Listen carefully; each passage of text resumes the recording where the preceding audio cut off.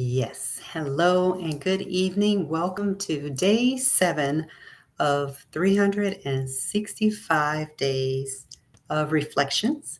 Today is day 7 of the 31-day wisdom challenge. And I have a question for you. I want to know, what did you learn from today's wisdom challenge? Now, if you didn't attend, then I'll give you a short synopsis. This chapter had to do with the adulterous woman. Now, in Proverbs 7, really it's David. No, it's not David. It's Solomon speaking because it's wisdom. However, Solomon is getting a lot of his advice from his mother, Bathsheba.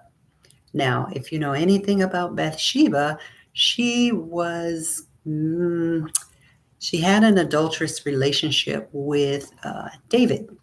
And actually, David had, well, it's a long sordid story, but she knew a lot about being adulterous because she happened to be one.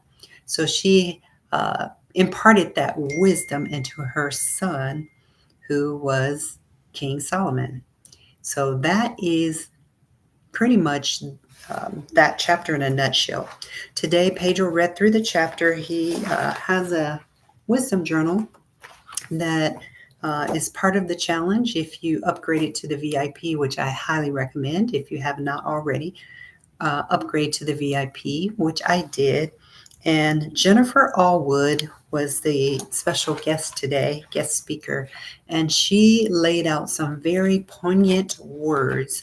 And there were three takeaways that I got from what she said. Actually, there's more, but this one she said she got from her pastor.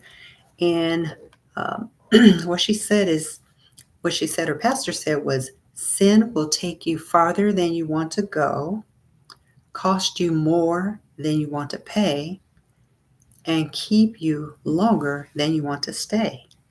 Now, that is powerful because that's what sin will do. You can't just dip your toe in the water. You end up being submerged and then you drown. That's kind of my analogy, is you can't just go a little bit in, because the temptation tends to lure you all the way in.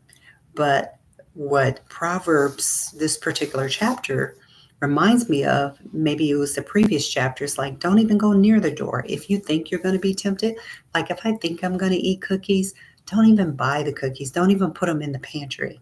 I'm serious now. And if you have them in the pantry, put them up so high you have to really exercise to get them, right? And that's probably something very minuscule, but that's how wisdom works. Every little bit at a time, you progressively become wiser.